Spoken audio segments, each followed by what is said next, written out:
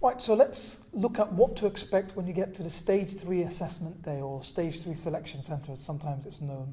So this is a 4-part assessment and it lasts usually about half a day.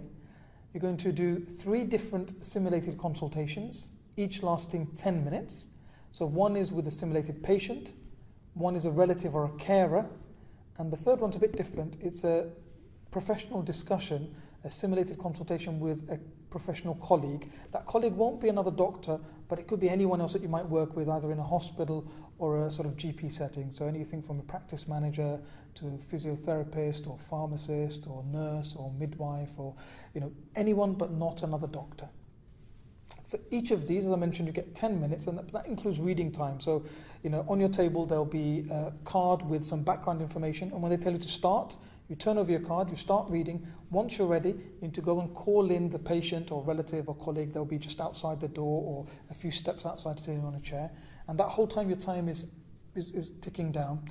There are normally no time warnings. After 10 minutes, you'll be told to stop, and then you might have to wait around a bit before it's time for you to do a different consultation. And then the 4th part is a 30-minute written prioritization exercise. So it's like an essay question, all right? And all 4 of these assessments are important because they all contribute towards your overall mark from Stage 3. And then your mark from Stage 3 is added to your score from Stage 2 to determine your overall ranking. Within that, Stage 3 is slightly more important than Stage 2.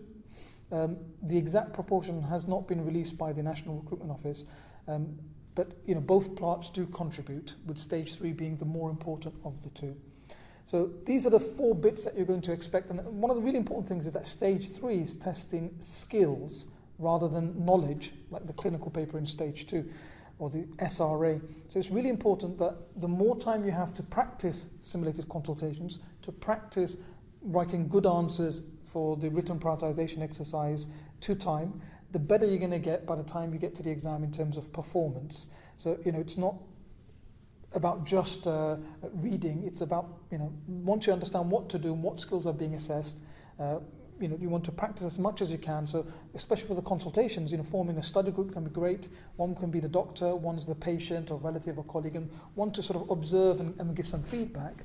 For example, if you do come to our course, the earlier you can come, the more time after the course you've got to go away and practice. But the key thing is, the more you practice, the better you're going to get for Stage 3, because like any skill, the more you practice, the more you develop.